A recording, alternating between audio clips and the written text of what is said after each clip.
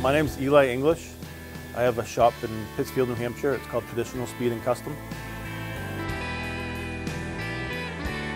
Well, it all started for me. My grandfather was a collector of Model Ts, and he restored quite a few of them. And I remember probably when I was about 4 or 5 years old riding with my grandparents in a Model T. I actually went to art school and decided school wasn't for me, and then I took a job in a body shop and I loved it. And I had always had old cars. My first vehicle was a 55 Ford F100. So I kind of started in that direction. I started doing a little bit of hot rod stuff to it. And then I kind of followed it. Went to work in collision repair, but the whole time was doing side work working on hot rods. And then I went to go work for Jim Lowry's Auto Restoration, which predominantly did really high-end hot rods and restorations.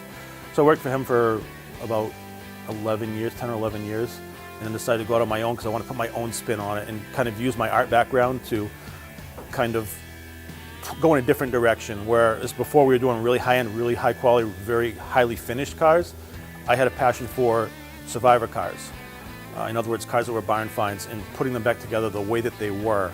So I kind of went in that direction with it and then kind of built it back up to do the high-end cars as well with kind of an underlying thing of traditional survivor hot rods.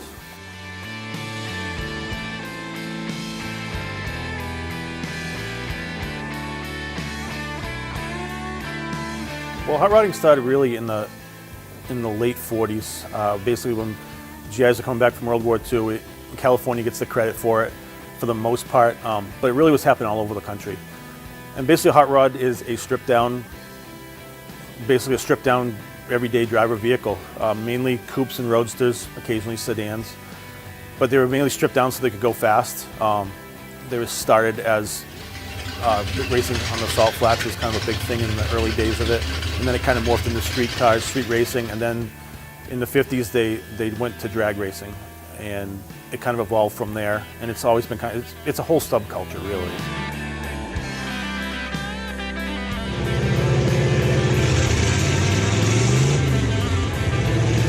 Well, my shop, we specialize in generally early Ford cars, mainly hot rods. We also do restorations, period correct stuff. We get into some contemporary cars, but I try to mainly stick with early Ford. Basically, we'll do 32s, 33s, 34 Fords, some 36s. And we get into some I call it later model stuff, cars like up to like 1959. But for the most part, we stick with the earlier stuff. And I'm a big stickler for early period correct builds. So in other words, we try to use as little reproduction parts as possible, revitalize original parts, and incorporate them into the build. So.